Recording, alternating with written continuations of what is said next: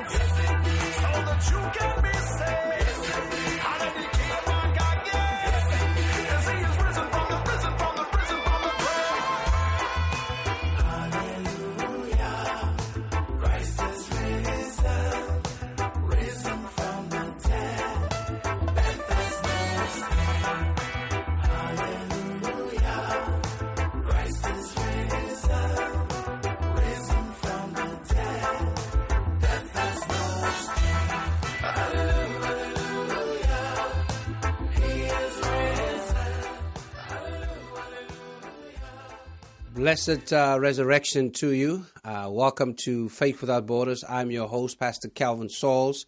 It is a joy for us to have you with us this day, this resurrection day.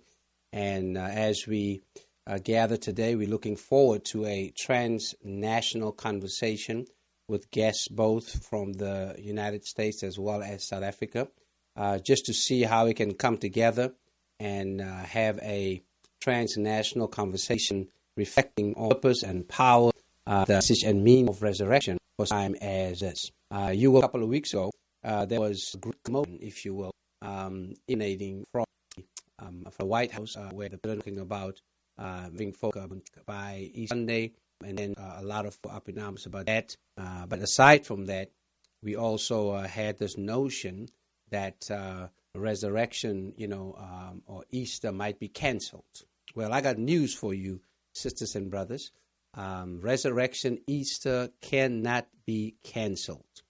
It is not just another day on the calendar. Certainly, it is not just liturgical. It is profoundly personal, and it is courageously communal. That's the liberatory experience that resurrection is all about.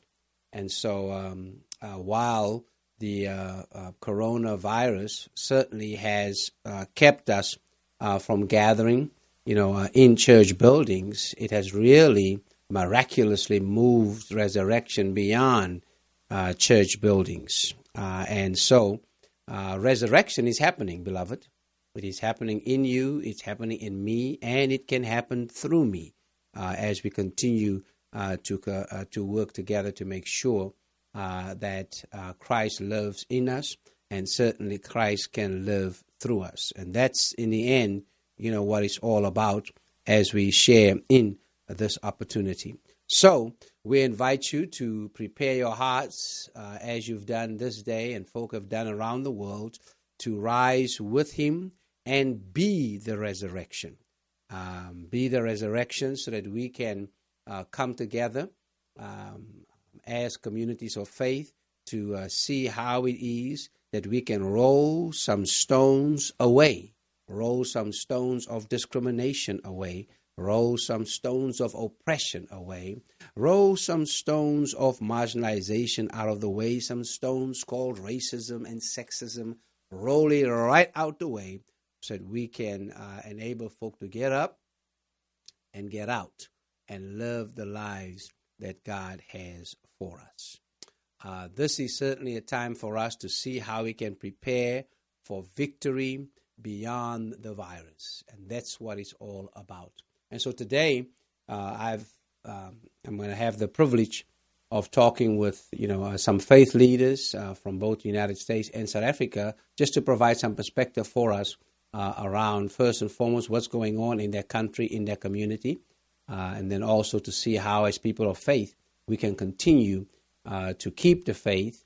We can continue to be about resurrection as we fight the spread of infections, the spread of the virus, do whatever we need to do by way of resurrection actions to make sure that we flatten the curve in so many ways, disrupt and interrupt incline, and get to a decline as soon as possible. And just like during resurrection time, we will enter a new normal because that's what happened after Christ was raised from the dead. It was a new normal. And so that's what we're going to be invited into as we share in this opportunity. Our first guest today is Bishop Sidwell Mokgothu. He is the bishop in the Methodist Church of Southern Africa. He serves the Limpopo district, and he's doing a phenomenal job there. I appreciate his friendship, his mentorship, and his partnership in ministry as the two of us grew up together in the Methodist Church of Southern Africa. We were part of the youth ministry, got in trouble together, got out of trouble together. And he and his family, we've just remained friends, and we continue to be in ministry together, even though we are on two different continents, in two different countries, and find ourselves, in different communities. But we know that the work we've been called to do has no borders, and that's what I appreciate about him. He's providing visionary leadership in the Limpopo district in so many different ways, because he's all about the social gospel. He knows and understands what liberation theology is all about, what black theology is all about, and has provided leadership in so many ways, both in the church as well as in the community. So I'm so glad that he was willing to stay up late to talk with us. It's after 11 p.m., where he is, and so I'm so glad that he's able to be with us today. Bishop Sidwell, are you there? I am here, my brother Kelvin. Yes, greetings. So glad that you're able to join us. And we're going to see if we can see you. So if you may want to turn your video on so we can at least have a visual of you. But I think there you are. Bro Bishop, how you doing, sir? Doing good, my man. Can't complain. And how are you doing, Kelvin? Doing good. Trying to make it through Resurrection Sunday. You know, you guys have about 10 hours on us. So please leave some resurrection power for us so we can tap into it and make it through the day, please. We'll surely leave remnants for you, my brother. Listen, thanks so much for joining, man. Really appreciate it. Let's start off by first and foremost just asking how are you doing and how's the family doing, during this lockdown that's taking place, this national lockdown that's taking place in South Africa. How's the family doing? How are you doing? Family is doing well. We are soldiering on. We are courageous people, not just as a family, but as a nation. We have been in lockdowns of one sort or another before. Yes. And so this is just memories coming back and facing a new challenge and a new enemy, invisible as it is. Yes, absolutely. Well, I love and appreciate your family, so please greet, Sister Refilwe and the boys for me, and the new daughter-in-law that you guys gained there a couple of months ago. So please greet them for us. Can you just, for the sake of geography, Bishop, tell us a little bit about the geography of the Methodist Church of Southern Africa, but then also the geography of the Limpopo district, just so that people can get a sense of, what MCSA covers, but also what your district covers. The Methodist Church of Southern Africa covers 6 countries that include Lesotho, Mozambique, Namibia, Botswana, Eswatini, what used to be known as Swaziland, and South Africa, right, and Namibia. It's a 6-country connection. We take seriously Mr. Wesley's concept of connection. We are people who are connected in many ways. Just like the name of your program, we transcend boundaries, geopolitical boundaries. As for the Limpopo district, it is not Limpopo, the province, as South Africans know it. The office or the seat of the bishop is in Pretoria, the capital city. We stretch to the east of here where we are to the border of Mozambique and Swaziland. We stretch to the north to the border of Zimbabwe. We used to stretch to the west to Botswana, but Botswana have since become independent in a new district we call Molopo. And so that is how wide the work that we are doing is in this part of the world. Yeah. I've always appreciated growing up. The two of us grew up in the Methodist Church of Southern Africa. I've always appreciated just our the multinational nature of the church, the multicultural nature of the church, the multi-ethnic, multiracial, multilingual, and multi-generational aspects of the church. That's been an integral part of how we've come to know the church and experience the church. And I've always valued that tremendously, and I've appreciated that, so much. Can you tell us a little bit about, we know the president of South Africa, Cyril Ramaphosa, extended the lockdown with 2 additional weeks. Can you give us just a sense, as we are about to enter the 3rd week of the lockdown in South Africa, can you just give us a sense of how things are going, how are people going? And I know that, as the district, you are leading a variety of initiatives to make sure that people's basic needs are met, as much as possible and as far as possible. But what has the impact been of the national lockdown so far? Okay, look like we've disconnected with. Are you there, Bishop?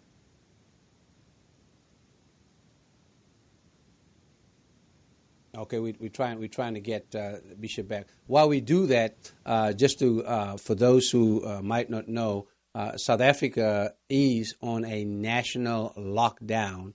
That means that there is absolutely no movement, in the country. And then this past week, through a nationally televised speech, President Cyril Ramaphosa extended that lockdown with 2 more weeks.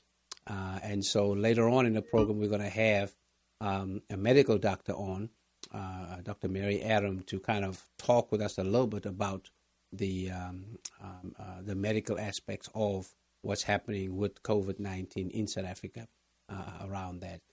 But that lockdown has been extended, and we know it is beginning to have some impact on people's lives, especially those who have limited resources. And so we want to make sure that we get to understand what they're going through around that.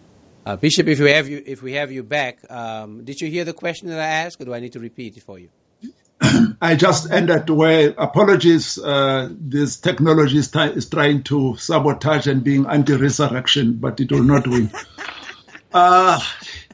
I only parted with you where you were asking about President Ramaphosa, but did not hear the actual question. Yeah, so the question was, we know that the president extended the national lockdown with 2 more weeks, and so I was asking about, as we are going into the 3rd week now of the lockdown, and now with 2 additional weeks, what has the impact of the lockdown been in terms medically speaking, but also socially speaking, in terms of how it has impacted people's lives? From the scientific, from the science community, the reports that we are receiving as a nation is that we are doing relatively well compared to other parts of the world. That the lockdown came at an appropriate time. With the corona, you can't say it was an exact right time, but it is relatively the best time that we could have started learning of the virus. And the program of the lockdown has been, to use the common parlance, to flatten the curve and make sure that we do not spread the virus. At a social and economic level, it came at an awkward time for us as South Africans because, South Africa, one is we are a highly spiritual country, and the majority of people are Christians. And South Africans take Easter very seriously. We have long weekends, night vigils and revivals, and it is where people congregate and come together. We have one of our churches that is the largest churches, the Zion Christian Church, where millions of people flock to one place to go and worship. But bring again that the country is migrant in nature. Our people are used to be traveling home, especially those who come from your economic hubs, from the mines and from the urban cities. This would be the time for them to go and reconnect with family and be able to worship with family. Mm-hmm. So the lockdown really came at an awkward time in that. Mm-hmm. But the beauty of where we are is the unity of our people, led by President Ramaphosa and government, and the coming together of the different political parties in parliament and other sectors of society. So we are indeed seeing the practical expression of what our forebears fought for, a united democratic society that is connected in purpose. And so we are all rallying around against the virus. Of course, it has come with great challenges, particularly for the poor and the vulnerable and marginalized communities, households, and individuals. Those are the most hit. we have always described South Africa as a country of two nations. Those who are well off are doing well, and those that are poor, those of our people who are in informal settlements, those who are unemployed, those are the most hit at this particular time. But I guess our vision as our leaders, all of society's leaders are rallying us, is a vision that is noble, and there is a sense in which our people are prepared to make sacrifices. Yeah. Thanks for that. Know that certainly, as we, remain on bended knee for so many communities and countries, South Africa is certainly on my list because that's where, family and friends are during this time. I know that the South African Police Service has been deployed, as well as the South African Defence Force, to enforce the lockdown, and we've seen several reports, of either areas where there was too much aggression or some resistance, from civilians around that. As you've alluded earlier, we've always had an ambiguous relationship with both the police and the army in South Africa as blacks.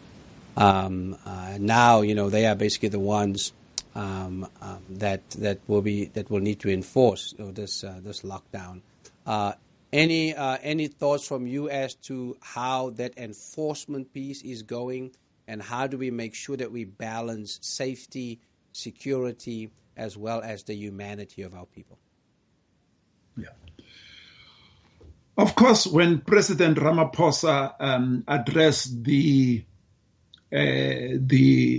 military force when they were being asked to join and support the police in making sure that in the understanding of government to defend our people and to mobilize them into acts of responsibility and citizenship and nationhood as we deal with the corona. Mm-hmm. He reminded them and used exactly words that reminded us of where we come from, and used the Afrikaans concept of this is not the time of skit and donor. In other words, this is not to go around like the apartheid police and army go around shooting and harassing our people. Our police and army need to remember that we are in a constitutional democracy. We are in a culture of human rights. And if they are going to win the hearts and the minds of people, they need to shut off any remaining vestiges of the apartheid era. Yes, they have a responsibility to defend the majority of people, and those who are irresponsible have got to be dealt with, but not with force. They need to mobilize our people. They need to show that they are the people's army, the people's police, so that we can continue to support them. But there have been acts that some people may call isolated if you look at the bigger picture. But for those of us who come from the liberation tradition, that just reminds us of where we come from. Mm-hmm. It cannot be that our police only concentrate in the black communities as if blacks are the irresponsible people and go around shooting people. That we even have alleged death, an alleged death at the hands of our security forces is so unfortunate. Mm-hmm. And it is going to be very important for President Ramaphosa and government once more to reiterate and call on our police and the army to be on the side of the people and to show care and love, because if they don't do that, they are going to lose the moral support and the moral higher ground in the work that they are doing. Yeah. And so we do not want to be reminded of where we come from. Yeah, absolutely. And certainly, that that invitation for security, has to be humanitarian, and that's why, I was talking about balancing safety, security, and humanity, because we can never violate the human dignity of anybody, as we make our way through this. And that's kind of how, what's happening with us, here in Los Angeles and California in terms of balancing all of that. We are not on a lockdown. And what we call the National Guard, which is, this kind of like the quote, armed forces that the governor would have, control over. They have been deployed just in some areas, but the charge has been that it is humanitarian in nature and all of that, and so. But we continue to monitor that very, very closely, including how the Los Angeles Police, department is responding during this time, just to always make sure that we keep a vigilant eye, on, how enforcement is taking place, and if necessary, speak, a word, a prophetic word of truth to power, should it come to that. And so, Pastor Sauls, if I were to add one point, one of the things that we as the faith community and civil society and other leaders of our society and other sectors have to do is to not just abdicate our responsibility and leave this only to the police and the army. We also have a moral responsibility, those of us who are preachers, to preach, those who are community organizers like yourself, to get into the communities and mobilize our people and call on them to see the higher purpose, to see the bigger picture, to see the vision. During our struggle, we were able to mobilize communities of our people, and our people have gone through suffering. We used to say we are fighting for a non-racial democratic South Africa. Just that vision was so big enough to put our leaders in jail, to send our people in exile. And they died for a vision, not for anything tangible. And that is what we need to tap into, to reactivate our traditions, our heritage, and say to our people, we don't need the police and the army to be coming down on us. We have within ourselves the capacity to defeat this virus. As we organize ourselves, we need to get into the street. Even within the lockdown, we have platforms, we have technology, we have means of connecting. Yes, we may be in a lockdown, there may be physical distancing, because for us as Africans, the concept of social distance is quite a challenge. We are still connected, and we must be able to mobilize each other, even in our homes where we are. Even our homes are trenches against the virus. And so there is the need for all of us to come to the party. Yeah, absolutely. And you're right in terms of the responsibility that all of us have around what we can do. I mean, the solution of all of this is in our hands. And you're right in terms of, the call, for participation, has to go both ways in terms of how we, let folk know that self-policing is possible, as well as, if needed, institutional policing, around that. We know that a lot of people are still experiencing some social challenges, and you, in your district, have mobilized and organized, people, especially to work or to respond around the food insecurity that people might be experiencing by way of food parcels. Can you tell us a little bit more about what the Limpopo district is doing, whatever it can to make sure that people do have some of those basic needs? There are a number of initiatives that we have embarked upon. The first one, which is our default as Christian community, is that we have organized a strong prayer and healing ministry that has within the team, people who are able to contact people and be able to pray for them, because people are stressed at this moment. We know that the level of distress, anxiety, and probably depression is going to hit our people. So that is the first intervention that we have established. There's a colleague here, Reverend Leon Ngaba, who is leading that.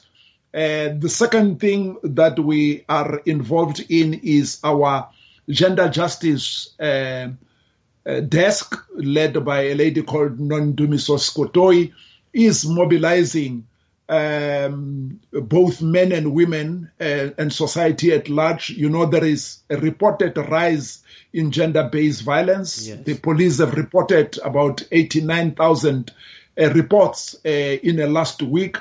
And so we have a two-pronged strategy to mobilize men, to remind them to be responsible, to be lovers and carers of their families and their homes and their loved ones.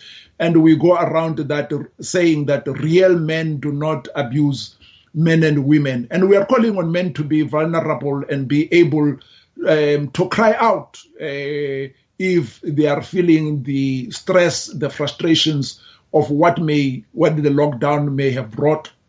But we are also supporting women to also be linked through programs of sisterhood with other women, but also to encourage them not to die. And by keeping quiet, we are asking them to speak, to seek help. And so we have been saying to men, real men do not abuse women and children. Real men are loving and caring. Real men speak out and speak up. Real men open up and seek help. Mm-hmm. And we have asked them to turn their homes, locked as they are, to be sanctuaries and safe places. Yes. And this is the time for us to be tapping into love and showering our loved ones with love. And so on the food security, we have two programs that we have that we are initiating. The first program is what we call Feed a Friend. It is a program where we package nutritious meals that are very cost-effective, very relatively cheap, that we can package, and we are mobilizing several of our churches to engage in the Feed a Friend. And our idea is to pack about 40,000 of these food packages. The challenge that we are facing now is with the virus really being on the rampant. Churches are starting to be cautious. They've got to reprioritize. But we are calling on them to remember what Good Friday and Easter is about, that we are a community whose faith is founded on sacrifice and love, that is reaching out and not self-preservation. And so that is the challenge that we are going to do. The second part of the food security program is what we call Fill Back. Yes, we hear you. It's a Fill Back where we are asking people to donate non-perishable food items that we can fill into a bag, and there is a standard package of what the ingredients have got to be, and we'll be mobilizing individuals, households, those that are gifted, those that are blessed, those that are able to contribute. We are also partnering with other social partners and government. The lockdown continues to be a challenge, but luckily we are receiving help of permits that will be able to organize. Government has been gracious enough to provide us with that. So the next week will be the one of mobilizing resources, going out to finding the ingredients, putting the teams together. Of course, as we put those, we need to do them within the ambit of the law, the directives that have been given, to make sure that there is enough physical distancing, that we are able to disinfect and sanitize, make sure that those who are volunteers and are involved have got adequate protective gear. It may not be of the quality of those who are frontliners, but to just make sure that we continue to protect ourselves and others against the virus. Yeah, absolutely. Well, that's certainly, I've talked about this concept that I was introduced to, during a national town hall sponsored by Faith in Action. There I heard the concept about, what is the parable in the pandemic, and what you certainly, have described, Bishop, is clearly a powerful example of what does it mean to be a parable during this pandemic, how we can be about good news in the midst of bad news, how we can be resurrection in the midst of, the crucifying experience that we are going through with COVID-19. And so know that, we'll be in touch with you to see how we can be supportive, all of you in those efforts. And I know that we were hoping to come and be with you guys in May, and that, of course, is not happening because Synod has been, postponed. So you'll keep us posted around that. But just looking forward, to see how we can not just pray for one another, but pray with our eyes open, our hearts open, our hands open, and most of all, let our prayers lead to solid partnerships that can facilitate long-term impact around how you can lead, that district, and together with, your bishop colleagues and our presiding bishop, Purity Malinga, continue to lead MCSA, to certainly be a parable during this time of pandemic. As we close our time together, Bishop, do you want to just share with us just some thoughts around, a resurrection message, that you would have, for us during this time of COVID-19? What is the meaning and message of resurrection, the power and purpose, of resurrection for us during such times as these? Thank you, Pastor Sauls. I borrow from the words of one of the popes that I read some years ago in a flight magazine, where the Pope said, we are resurrection people, and hallelujah is our song. That is who we are. That is what defines us. Good Friday would not have been good without the resurrection. It is this day. It is the act of Christ rising from the dead that turned that scandalous Friday with its brutal experiences, that death on the cross. Without the resurrection of Christ, we would not have had Good Friday. And so we are people of victory and adversity. We speak the words of Tony Campolo, even on Good Friday, where there is pain, because we are people of resurrection. We speak those words and say, it may be Friday, but Sunday is coming. Yeah.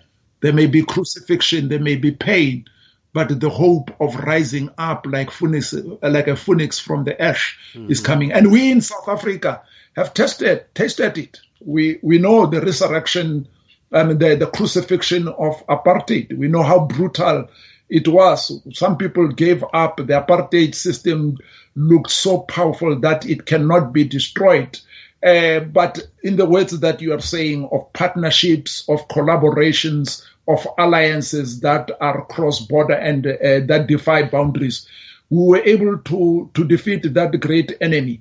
Even this one is going to be conquered. Yes. All we need to do is to make sure that we rally and we mobilize and we organize ourselves and we keep the hope and know that we will defeat. We are not residents of Graveville. We don't belong to the tomb.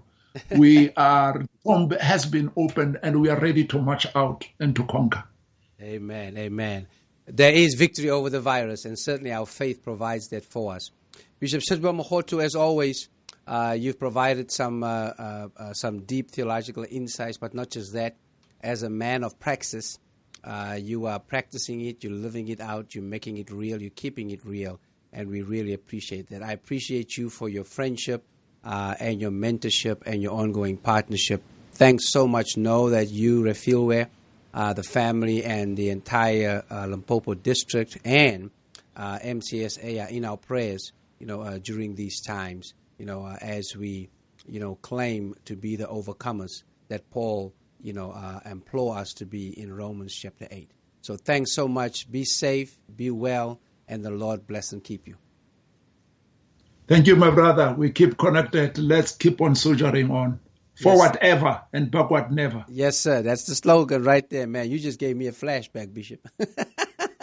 Yeah. I'm just reminding you of where we come from.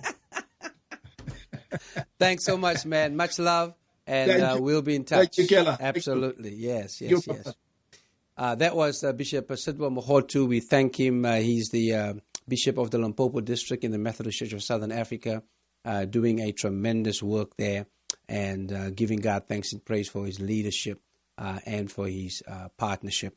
We have been, sharing with you some music in between, us, doing the technical switching, to make sure we get our guests on. And our first song was a new release by Christofaria called He Is Risen.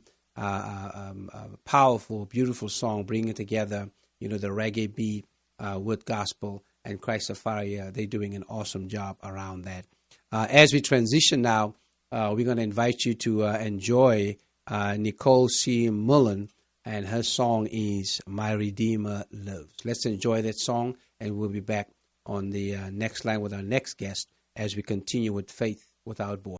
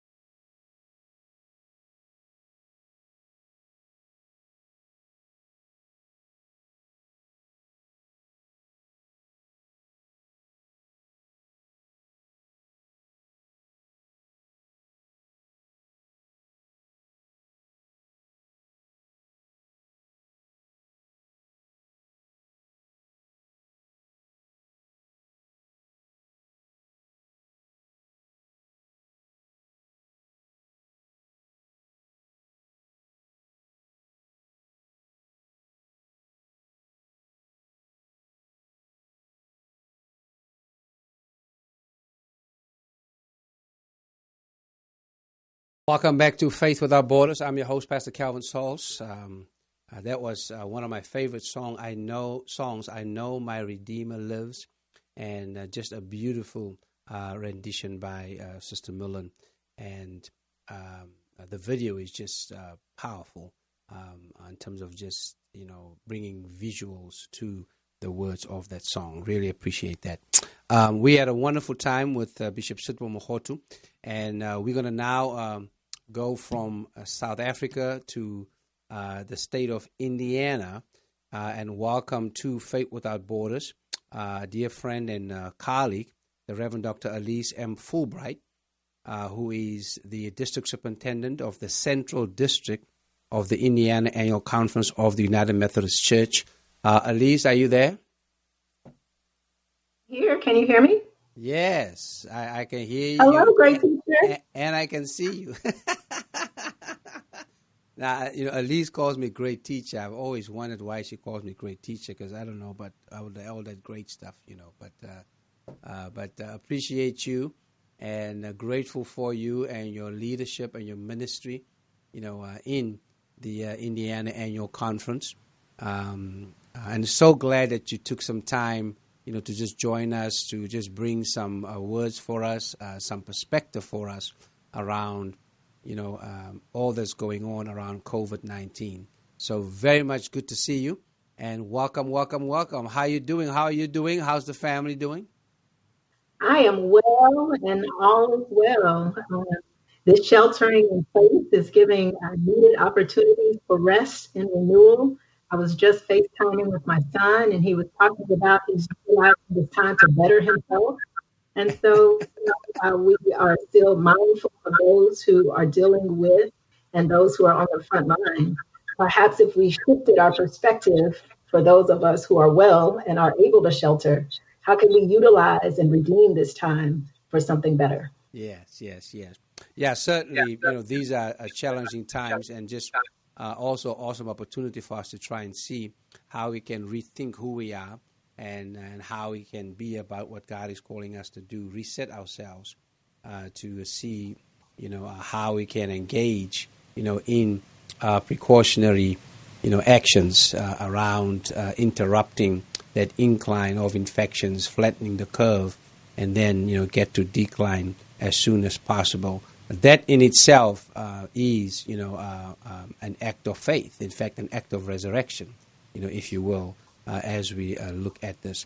I know you are in the middle of the country. You are right there in, Indiana.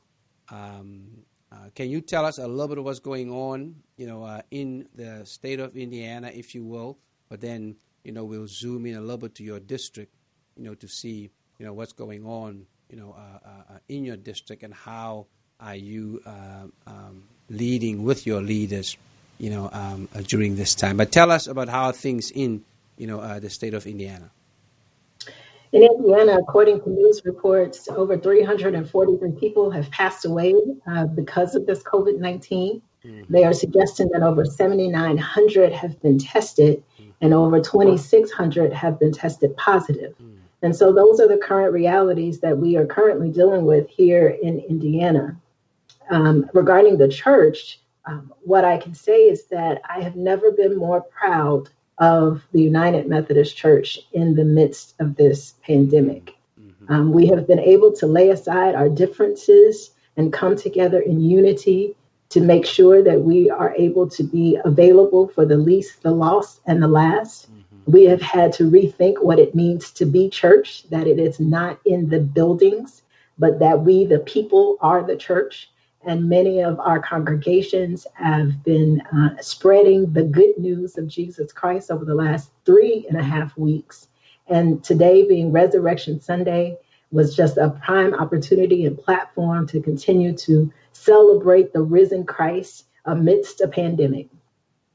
That's wonderful to hear. Can you tell us a little bit about, give us the geography, at least if you all of your district in Indiana. I know it says the Central District, but for some of us who might not know, Indiana, well, I just know Indianapolis, well, that's part of the district. So, so just give us the Give us the geography of the Central District, and then Gotcha. So within the Indiana Conference of the United Methodist Church, there are 1,120 congregations, and I have the opportunity of serving the Central District, which encompasses Indianapolis and the 5 counties surrounding Marion County, which Indianapolis is a part of. Mm-hmm. And so there are 110 congregations, 85 clergy, and over 35,000 people who identify themselves as United Methodists. Oh, my goodness. Wow.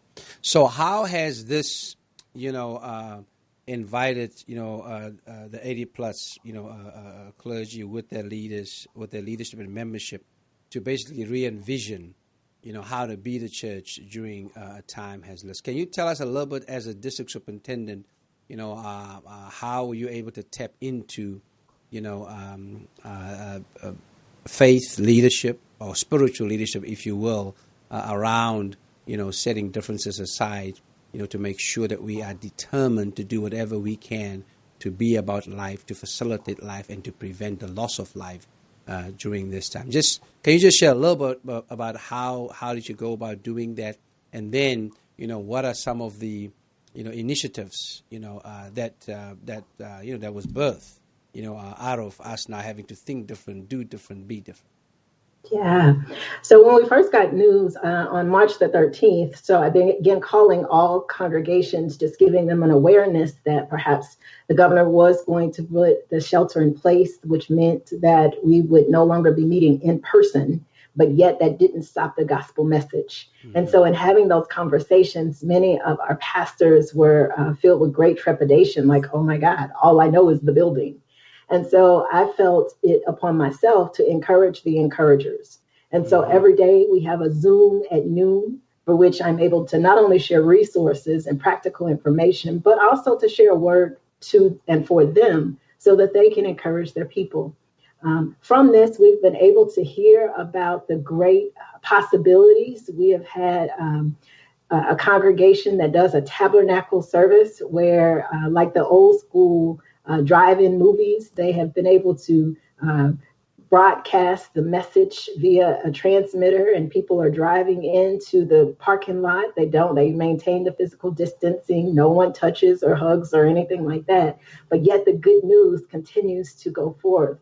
We even have a pastor who is in his 70s that had never thought about doing anything on Facebook Live. And the congregation for which he serves, he is now doing a Facebook Live message every day, Lord, which is just mercy. Beautiful. Yeah. And we have congregants that are 80 plus. I had a conversation with a non-clergy leader. He is 83 years old, and I had a Zoom meeting. And he said, Superintendent, I have never thought about being in a meeting with you, much less on a computer, but yet he was there. And so what I'm excited about is that those who thought that they couldn't can. Mm-hmm. And we are living in this courage of how do we continue to serve that doesn't limit us to boxes or buildings, but it expands and represents Christ in a more vast way.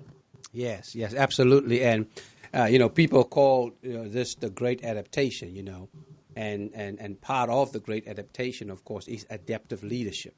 And it seems like we've all been forced into, a sense of what does it, mean to be an adaptive leader now. That was a concept, I think, as United Methodists that we struggled with, explored and looked into a couple of years ago. And certainly now is the time for us to really see how we can be adaptive, because once you are willing to be adaptive, you are really knocking on the door the door to really know what it means to be transformative, you see, in the work that we've been called to do. So certainly the creativity and the innovation that's being unleashed is just remarkable and extraordinary. And so we appreciate just the openness, of folk. I'm convinced that for those who choose not to adapt, and it is a choice, who choose not to adapt are really contributing to their own demise.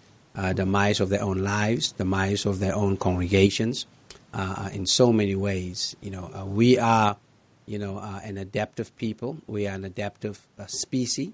That's why we're still here, because we've been adapting, for so long. And then with that now comes our faith and a sense of spirituality of how it calls us, to be adaptive. during this time. Aleze, can you tell us a little bit about, now I want to let you know that you put something on Twitter some time ago, and of course I follow you on Twitter, you follow me on Twitter, and you put something on there that I've borrowed around living every day aware of purpose. Do you remember that? Yeah, that's my daily mantra: to live on purpose. To live on purpose. Absolutely. So with a disruption or an interruption, such as COVID-19, how do you, still maintain capacity, agency, sanity, if you will, to still live every day aware of purpose? Yeah. So one of the things that I've been sharing and even live it for myself is that we have to understand that we have to have a marathon mindset and not a sprint mentality. So many of us have been sheltering in place for the last 30 days, and we are anticipating another 15 to 30 days. And so what does it mean to pace ourselves amidst these new realities? As well as not only the pacing, but how do we see some possibilities? Like as I was sharing with my son and he was sharing with me, how do we leverage this time, this space to better ourselves? And so for me, I've been suggesting and even putting in place a structure that it's not cool just to be hanging out in PJs all day long. So how do you maintain a structure? For me, it is that personal discipleship as far as intending and being intentional about my spiritual development, as well as my physical and mental development. So I have a learning day each and every week where I am engaged in some sense of learning because I want to make myself better. The beauty of this time, again, we are very empathetic to those who are dealing with it regarding the symptoms and even the deaths around it. But what would it be if we all were intentional about trying to make ourselves better for when we come out of this? Our lives could be better. The ways in which we serve could be richer. The ways in which we are selfless in our service could be better. It's a great opportunity. So how do we redeem this time rather than complaining about the time? Yeah, certainly. I mean, redemption is possible in so many ways, in terms of just, how do we redeem the time and how do we, look at this as, a time of respite, a time of rest and Sabbath. I was joking with, some folk yesterday, and I'm going to try and see if I can put this out, on social media, to say that, I just had a Zoom call with several of the animal leaders at the Los Angeles Zoo, and we had a great Zoom meeting, and they have a message for all of the residents of Los Angeles, and the message is, we don't miss you.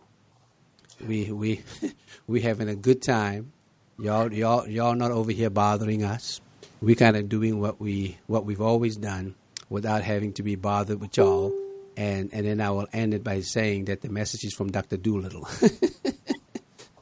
You see, in terms of that. So, but look, the earth is being replenished. The sky is cleaner. The freeways in LA are getting a rest. I mean, if I was a freeway in LA, this is like, this is like Christmas. It's like my gosh, we all that. All them cars and those tires and all that stuff, up on my shoulder, on my back. Now I'm telling you, it is amazing in terms of that. And people are following necessarily rules, but all of nature and planet Earth are really in a restorative mode, while we are being called to be in an adaptive mode, around this. So you're right. It is about how do we rethink our time, and while at the same time also redeem our time, for what's possible. I didn't. I may have missed your resurrection message that you may have put out. The ones that you always do. Daily. But what would that message be? For us, Aleze. In terms of how are we to put into perspective the message and meaning, power, and purpose of the resurrection for such a time as this? Yeah, so my message today was that how can we celebrate the empty tomb, knowing that the work of God can happen in unusual circumstances, that the work of God would go to extraordinary means to ensure that we continue to have life, both in this world and the life everlasting. I think the great word that comes out of the Luke text that many have been familiar with, perhaps even heard preached, when the angels are asking the woman at the tomb, why are you looking for the living among the dead? And so for me, that just gives me great hope, because so many times we look at dead situations and think that that is the end. But God in the resurrection shows us that as it may appear to be dead, there is still life. There is still life to be lived. There is still a new life and a new way of living, be it in our mind, in our body, and our spirit, to be lived. And so the resurrection for me is a new beginning. It's a new beginning for what could be, a new beginning for a new commitment for what it means to be a follower of Jesus Christ. And it's also a new beginning of how we will reach beyond ourselves to serve others, so that they will come to know this love of Jesus Christ. For me, that is the message of hope, even in the midst of a pandemic. Yes. And that is the resurrection message, because it reminds us, that pain, doesn't have to be a dead end. Discomfort doesn't have to be a dead end. It is a detour, and on that detour, God awaits us, there, to try and see how God can provide us with a lamp to our feet, light, to our path, as we continue, to live our lives, in extraordinary ways, even though we might be going through, some difficulties and some pain. And so I always say that pain, is a path to new possibilities, and certainly the pain that we're experiencing right now, the discomfort, does not. It may disrupt, the path to our destiny, but it doesn't have to destroy the path to our destiny. And therein lies the resurrection message, for us as we, continue to do the work that we need to do. As we, it's uncertain, Aleze, this is my final question. It is uncertain as to how long this will last. I know we're getting all kinds of, mixed messages, from 1600 Pennsylvania Avenue, and the daily, as Jim Acosta from CNN calls it, the daily happy show that that the president is putting together by way of the COVID-19 briefing. We don't know, how long this is going to be around that. How is your district, the Indiana Conference, preparing, for this uncertainty, not knowing how long this will be, and also, then, what would the impact be, and how do we get ourselves ready for victory beyond the virus?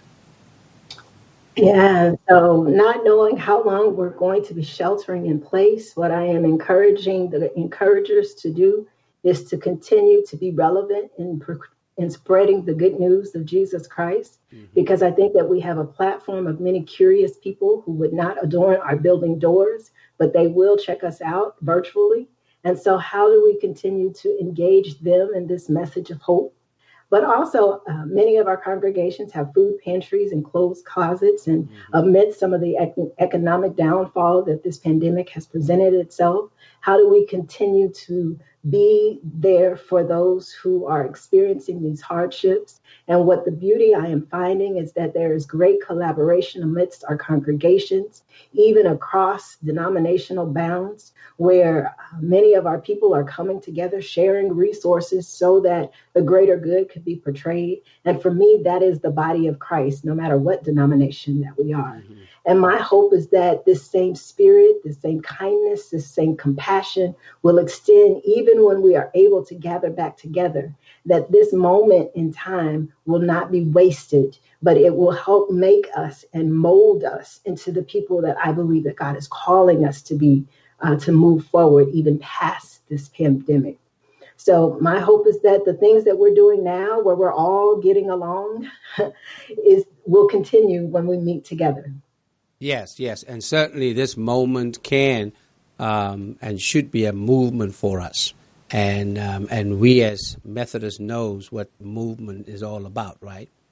Because that's how we got started, was as a movement.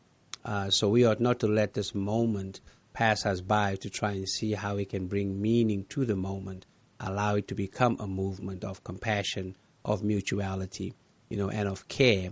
And therein lies the parable in the pandemic, for all of us to live into and to live up to.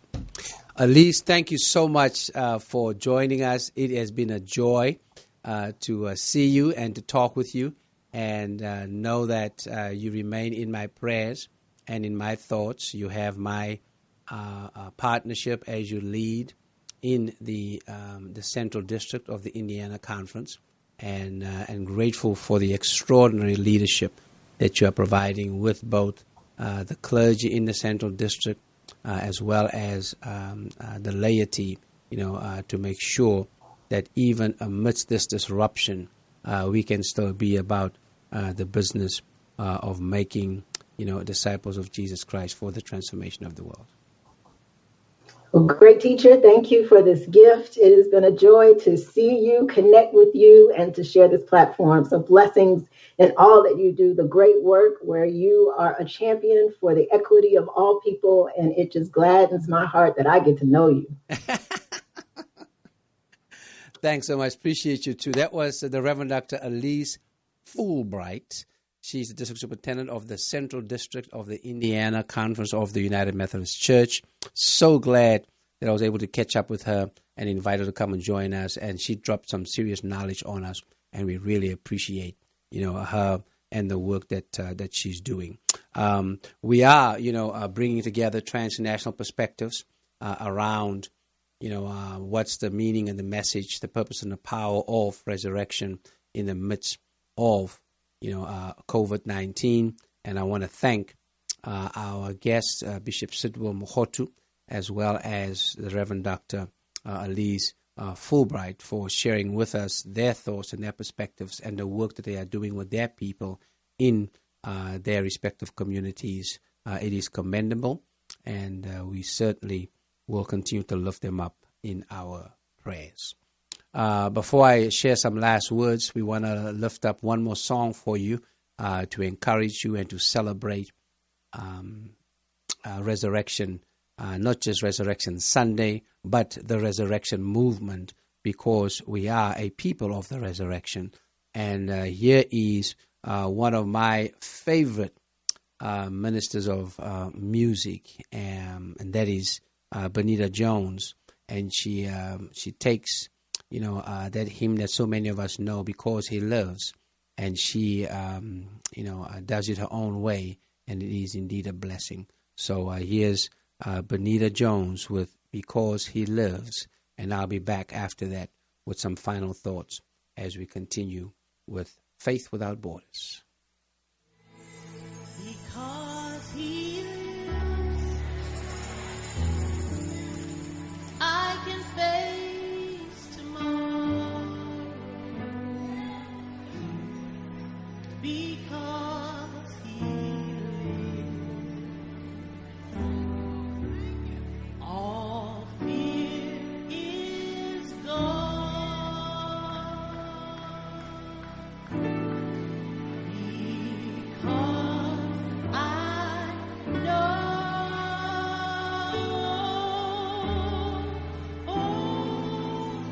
He holds the future.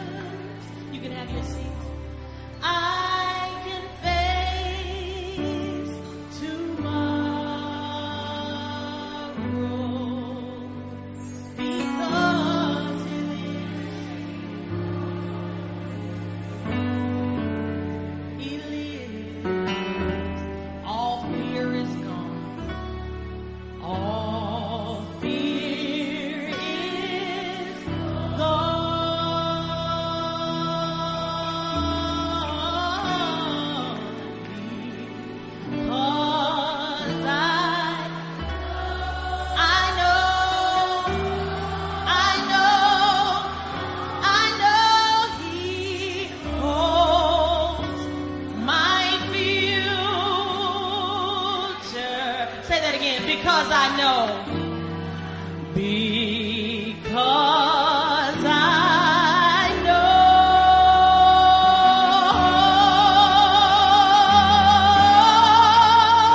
He holds my future. Say that again. Because the enemy tries to trick you like you don't have a future. Because I know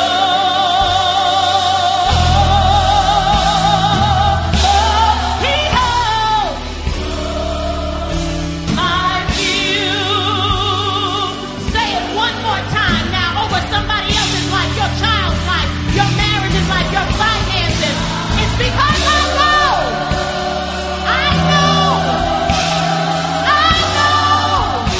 He holds my future, and life is worth the living. My life is the living. Encourage your neighbor and tell him your life is worth the living. One more time. And life is worth the living just because. That was Benita Jones with Because He Lives, one of my all-time favorite hymns, just because of the message that hymn communicates about resurrection, not just the day of resurrection, but the movement of resurrection. We are indeed an Easter people. We are a people of the resurrection. And so because He lives, I can face tomorrow, you can face tomorrow, we can face tomorrow. I know that we are facing times of uncertainty and times of vulnerability. But let me remind you, as the song says to us, that life is worth the living because of resurrection. Life is worth the living. Your life is worth the living. And because of that, I would like to invite you to do all that you can, whatever you can, to see how you can come together with many of us to see what we need to do to interrupt and disrupt the incline of infections, to flatten that curve and to get to a decline ASAP, so that we can live into this new normal that awaits us. And I hope and pray that we will be courageous enough to see how we can adapt to align ourselves with that new normal. The other aspect of the song that is so powerful is it talks about fear, and I know that we are all experiencing, fearfulness in so many different levels and aspects, economically, spiritually, emotionally, socially, and otherwise, even politically, because we are, caught up in this inescapable cycle right now called the politics of fear. Well, whenever fear knocks, faith always stands ready to open the door. And when I say faith, I don't just mean the Christian faith. I mean, and stand in solidarity with all of our interfaith partners, to see how we can rally all of the faith community, interfaith community, the multi-faith community, to see, how we can allow for such a time as this, faith to be about life, faith to be about liberation, faith to be about equality, faith to be about equity, and faith to make sure that no one anywhere experience crucifixion, and that everyone everywhere can experience life that is available through a movement of resurrection. So glad you've joined us. We want to remind you of what we are doing in South Los Angeles as a response, to the food insecurity that's going on there. we have come together with several community-based organizations and faith organizations to organize the that initiative called the Compassion in the Midst of Coronavirus Crisis Initiative, as we seek to breach hospitality and safety with worship through service. It ain't just about trying to get to a worship service. In the end, it is about how we can engage in worship through service. This is a daily community grab-and-go supper. We want to thank Pastor Fitz for allowing us to work this out of Peace Chapel Church on 76 and South Avalon. We're having a great time there. We want to thank all of our partners that is a part, of this. We want to thank, the chef that's making sure that these meals are prepared, he and his team. So Leslie, shout out to you, my brother. We want to thank our food bank that is a part of this. So Christ Army Food Bank out of Carson that makes sure that we have what we need. And all of our partners who've been contributing. We want to lift up Rebuild California Alliance. They are the fiscal sponsor for this initiative. And just all of our volunteers that are making it happen. I know I'm leaving the studio right now, and I'm going to change, into, my work gear and go and volunteer to make sure that these meals, get to those who need it, and then also go and deliver some of the meals to our houseless sisters and brothers. That's what it's all about. That's what life is worth the living is all about, even in the midst, of the COVID-19 challenge. So again, shout out to all of our partners. I'm going to ask Laurent to put that flyer up again because I think I want to just read the names, Laurent, of some of our sponsors that we have. There you see them. It's Peace Chapel Church. You see them there. As One in Christ, the AIDS Healthcare Foundation, Amplify Love. You see them all on that, flyer. You can partner with us by making a donation, and there's a link on the flyer that you can donate any financial donation that you want to make electronically, or you can just write a tax-deductible, donation via check and just mail it to the address on that flyer. That's what it's about. This is resurrection. Resurrection is all about how we can be the parable in the pandemic. Thanks so much for joining us. We'll be back next week again with an exciting, program on Faith Without Borders, and looking forward to some more exciting guests as we continue to quote the bishop, to soldier through these difficult days. And I'm looking forward to see you and be with you on the other side of COVID-19, because I'm convinced, in fact, I'm persuaded that there is victory beyond the virus. I'm Pastor Kelvin Sauls. This has been Faith Without Borders. We'll see you next time. Stay safe, stay well, and looking forward to be with you again.